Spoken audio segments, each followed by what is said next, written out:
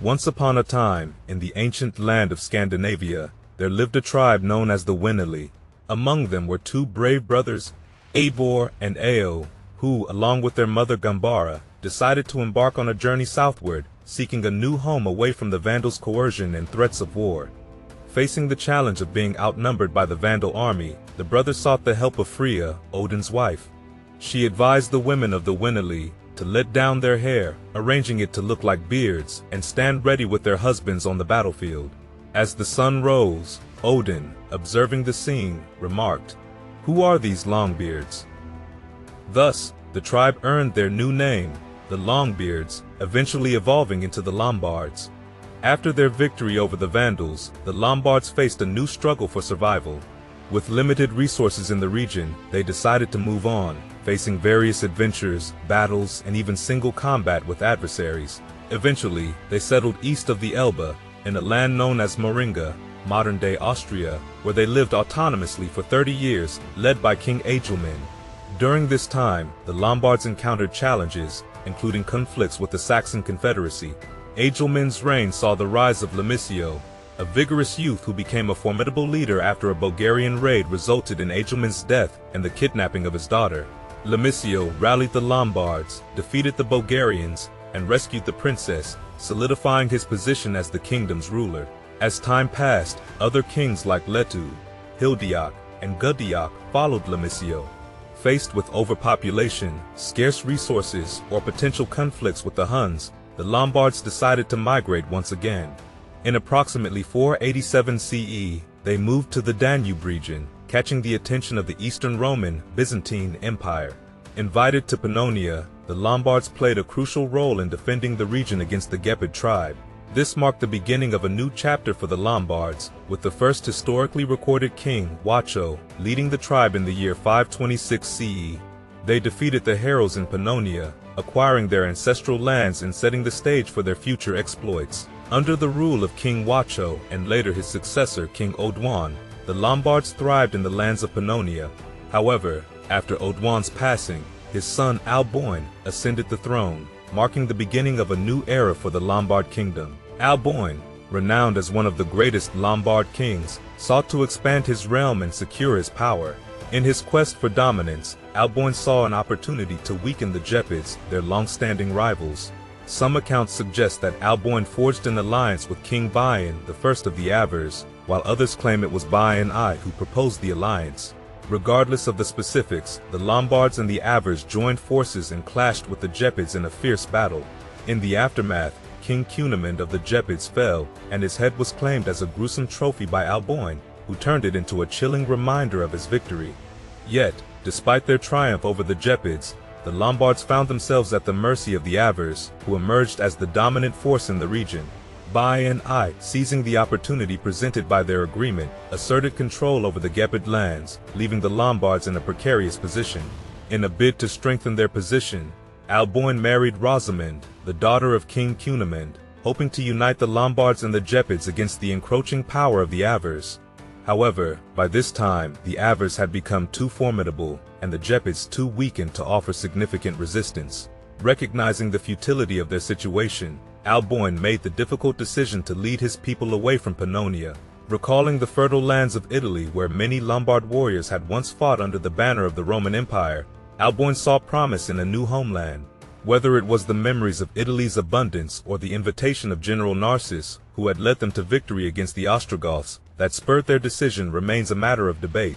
Nevertheless, in the year 568 CE, Alboin led his people on a daring journey across the Alps towards the lands of northern Italy. After crossing the Alps and venturing into the fertile lands of Italy, King Alboin and his Lombard warriors encountered little resistance as they swiftly claimed city after city, establishing their dominance across the peninsula. Although Pavia proved to be a formidable obstacle, requiring a lengthy siege lasting 3 years, by the year 572 CE, Alboin had succeeded in conquering most of Italy.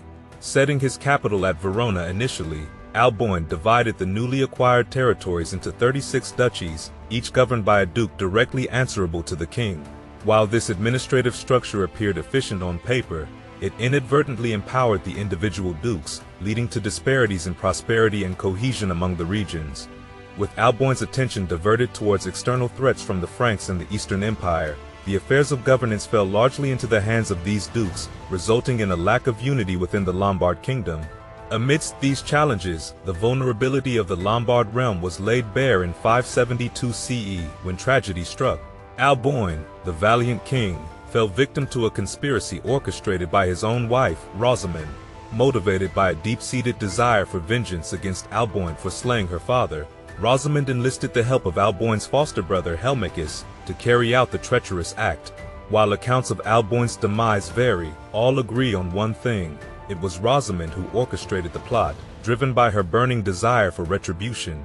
Paul the Deacon recounts a chilling tale of Alboin's cruelty towards Rosamund, forcing her to drink from a cup made from her father's skull, a grotesque act intended to mock her.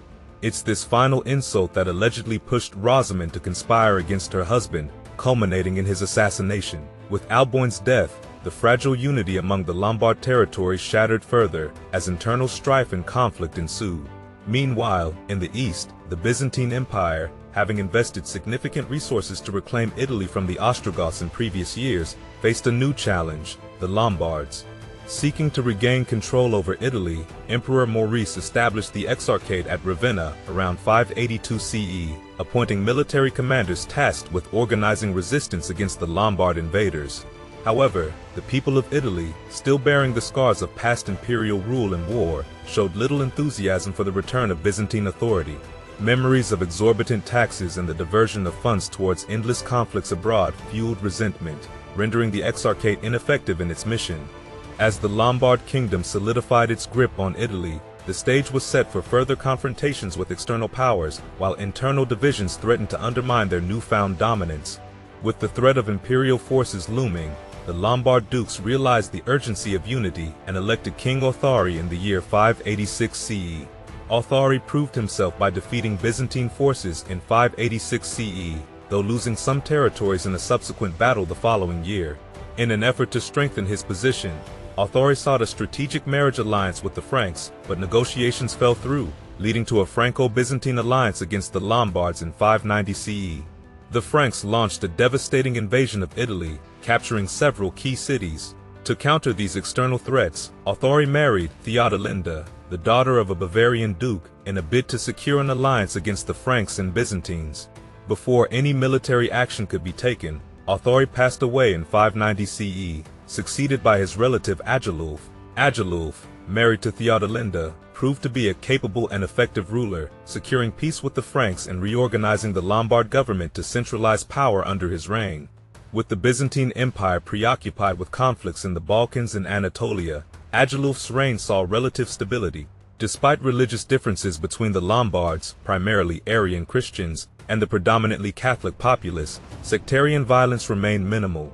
The Lombards gradually adopted Roman customs and Catholic rites, integrating themselves into Italian society. After Agilulf's passing, his wife Theodelinda briefly ruled until her son Adelwald reached maturity and assumed the throne.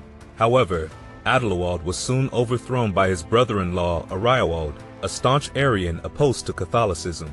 Ariawald's reign was followed by Rothari, considered one of the most effective Lombard kings. Under Rothari's rule, the Lombards expanded their dominion in Italy, culminating in the issuance of the Edictum Rothari in 643 CE, the first written law of the Lombards. Rothari's reign saw the consolidation of Lombard power, with the Byzantine Empire retaining only Rome and a few surrounding provinces.